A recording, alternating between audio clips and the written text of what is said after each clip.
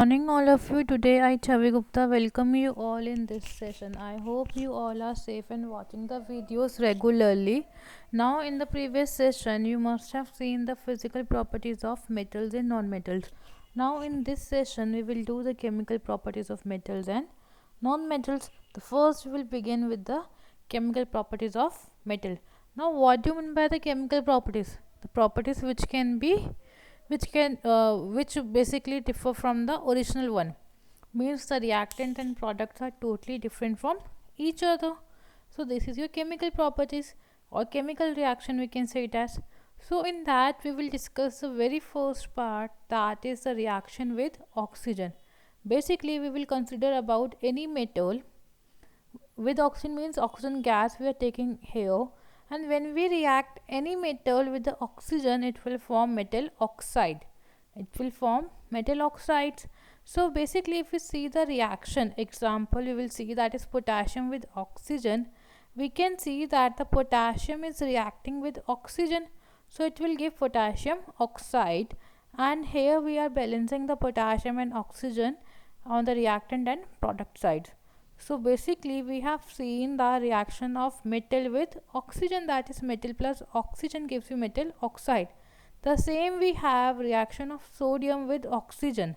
The same we have reaction of sodium with oxygen, as we know that sodium is a metal and an oxygen is a gas. So when sodium reacts with oxygen, it will form metal oxide, that is sodium oxide. Next we have copper with metal, copper metal with oxygen. So basically copper plus oxygen gives you copper oxide. So it means copper does not react with oxygen. यहाँ पे oxygen कभी भी room temperature पे available नहीं होता, but when burned in air, means पहले आप copper को बर्न करेंगे एयर में एंड देन वो आपका कॉपर ऑक्साइड फॉर्म करेगा.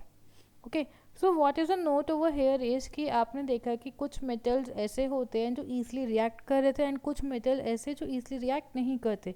Like lithium, potassium and sodium alkali metals हैं एंड वो बहुत विग्रसली ऑक्सीजन के साथ रिएक्ट कर सकते हैं. बट जो आपका सिल्वर, गोल्ड एंड प्लैटिनम है वो इतना ईजिली ऑक्सीजन के साथ कंबाइन नहीं करता या रिएक्ट नहीं करता. So they are less reactive, or you can say it as least reactive metals. Okay, now the next property we will see over here is that is reaction of metals with water. Basically metal with water लेंगे. जब भी हम metal with water लेते हैं, it is like metal hydroxide will be formed plus hydrogen gas will be evolved out. यहाँ पे hydrogen gas, and you know the confirmatory of hydrogen gas is that when we bring a burning matchstick near the mouth of the hydrogen gas, the pop-up sound will produce, which indicates that the reaction has evolved out the hydrogen gas. So now we will see the reactions over here of the metal with water. But some of the metals, please remember this point, that some of the metals do not react with water. कुछ metals ऐसे हैं जो water के साथ react नहीं करते, और कुछ मेटल्स ऐसे हैं दैट इज एल्कली मेटल्स जो बहुत विग्रसली या बहुत स्पॉन्टेनियसली वाटर के साथ रिएक्ट करते हैं. Now we will see the first reaction, that is reaction of sodium metal with water. So whenever sodium is reacting with water, it forms sodium hydroxide and hydrogen gas.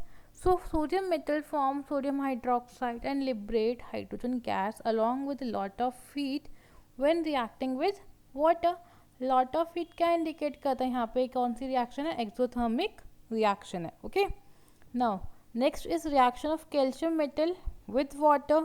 So whenever the calcium reacts with water, it will form calcium hydroxide plus hydrogen. Now the next is reaction of magnesium with water. हम अलग अलग metals के reaction देख रहे हैं class water के साथ. So when ever the magnesium reacts with water, now see the point, magnesium metal reacts with water slowly and forms magnesium hydroxide and hydrogen gas. यहाँ पे पॉइंट क्या लिखा है कि हम नॉर्मल वाटर लेते हैं तो वो धीरे धीरे रिएक्ट करते हैं, magnesium hydroxide and hydrogen gas evolve करता है. बट अगर हम यहाँ पे वाटर की जगह स्टीम लेते हैं तो मैग्नीशियम ऑक्साइड फॉर्म होता है, हाइड्रोजन गैस फॉर्म हो जाती है. Now you can see the difference. अगर यहाँ पे वाटर की जगह हमने स्टीम लिया है, सी in this case we are taking magnesium with Steam is a form of water vapor, so that means water is reacting but in the form of steam. So whenever magnesium is reacting with steam, it forms magnesium oxide. But whenever the cold water, the normal water you can say, तो जब ये normal water लेते हैं हम यहाँ पे, तो यहाँ पे आपको क्या बन रहा है, मैग्नीशियम हाइड्रोक्साइड. तो डिफरेंस क्या है, अगर आप नॉर्मल वाटर लेते हैं तो मैग्नीशियम हाइड्रोक्साइड फॉर्म होगा, और अगर आप मैग्नीशियम विद स्टीम लेते हैं, मीन्स स्टीम वेपर्स लेते हैं या वाटर वेपर्स लेते हैं, तो वहाँ पे क्या फॉर्म होगा, magnesium oxide plus hydrogen gas. This is the basic difference over here. Now the same we have the next metal, that is reaction of aluminium metal with water. अब अगर हम मेटल की, मतलब एल्यूमिनियम मेटल की water के साथ reaction show करते हैं, सो अगर एल्यूमिनियम मेटल कोल्ड वाटर के साथ रिएक्ट कराता है तो वो क्या बनाता है आपके पास, slow to come into notice, बहुत धीरे धीरे रिएक्शन होगी एंड वो ना के बराबर होगी, बहुत टाइम के बाद आपको वो रिएक्शन देखने को मिलेगी. बट अगर हम वहाँ पे कोल्ड वाटर की जगह स्टीम लेते हैं, तो यहाँ पे जो वाटर लिखा है, सी यहाँ पे जो आपका स्टीम वाटर लिखा है, दिस इज़ योर स्टीम. तो जब भी हम एल्यूमिनियम के साथ स्टीम की रिएक्शन कराते हैं, मतलब हॉट वाटर वेपर्स की रिएक्शन कराते हैं, so it will form aluminium oxide and ये रिएक्शन बहुत स्पीड से होगी and hydrogen gas is produce. So it is not necessary कि आप अगर मेटल के साथ वाटर की रिएक्शन करा रहे हो तो हमेशा मेटल हाइड्रोक्साइड मिलेगा, ये कोई ज़रूरी नहीं है. अलग अलग कंडीशंस में अगर अलग अलग मेटल रिएक्ट कर रहे हैं तो उनकी प्रॉपर्टी भी अलग अलग शो हो रही है. लाइक इन मैग्नीशियम, अगर आप नॉर्मल वाटर ले रहे हैं तो मैग्नीशियम हाइड्रोक्साइड फॉर्म हो रहा है, बट अगर आप मैग्नीशियम को हॉट वाटर मतलब स्टीम के साथ रिएक्ट करा रहे हैं तो वहाँ पे मैग्नीशियम ऑक्साइड फॉर्म हो रहा है. सेम विद द एल्यूमिनियम कि कोल्ड वाटर के साथ एल्यूमिनियम रिएक्ट कर ही नहीं रहा या ना के बराबर रिएक्ट कर रहा है, बट अगर आपने वहाँ पे स्टीम लिया है तो वहाँ पे एल्यूमिनियम ऑक्साइड और हाइड्रोजन गैस फॉर्म हो रहे हैं. Okay, the next is your reaction of zinc metal with water. जब भी आपने जिंक मेटल लिया तो जिंक ऑक्साइड फॉर्म होगा एंड हाइड्रोजन गैस, मीन्स यहाँ पे हम वाटर की जगह क्या ले रहे हैं, स्टीम ले रहे हैं. लिखा वाटर जाता है बट आप नीचे स्पेसिफाई करते हैं कि यहाँ पे क्या है, आपका स्टीम है. क्या है, आपका स्टीम है. तो जब भी आप किसी मेटल की स्टीम के साथ, मतलब जिंक और वाटर की रिएक्शन शो करा रहे हैं, water in the form of steam, it will form zinc oxide and hydrogen gas, and the line is written over here that zinc does not react with cold water, means zinc कभी भी cold water के साथ react नहीं करता. okay, now the next is reaction of iron with water.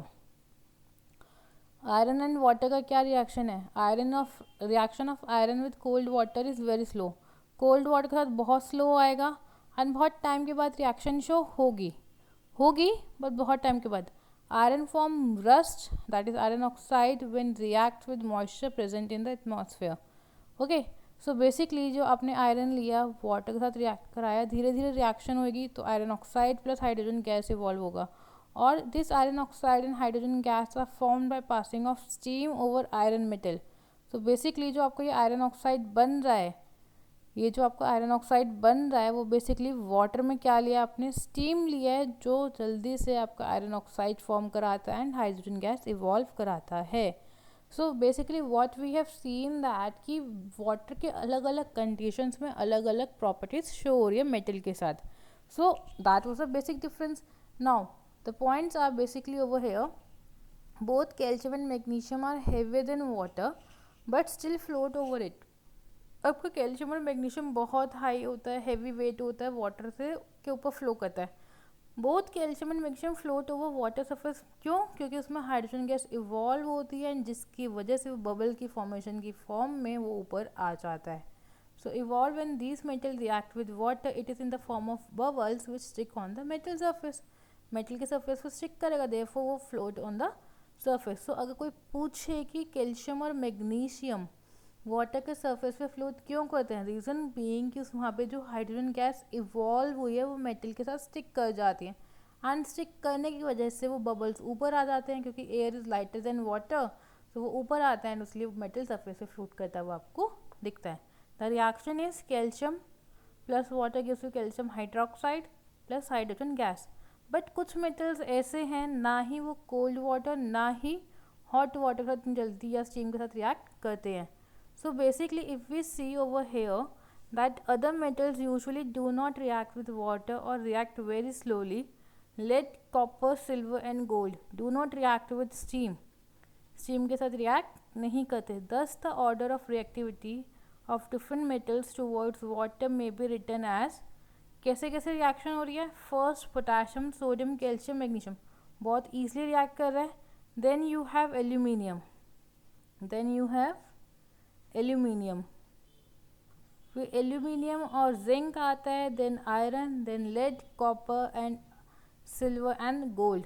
सी ये metal सबसे कम react करते हैं. Okay, so what we have seen in the video that what are the chemical properties of metal, reaction of metal with oxygen and reaction of metals with water. I hope this content is clear to you. This is just the beginning of chemical properties of metal. Okay, that's all for today. Thank you and have a nice day.